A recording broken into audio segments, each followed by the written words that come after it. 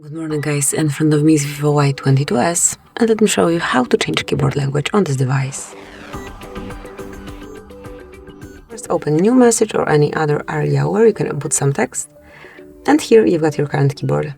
To change it, just tap on settings icon, go to languages, choose add keyboard, pick the language that you want to apply.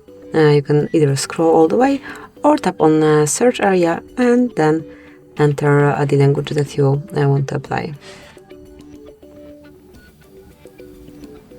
Then tap on done, and now you can either stay with both languages or you can remove the language by tapping on pen icon and then mark the unwanted language. Let me remove English for now, and now you've got your brand new keyboard.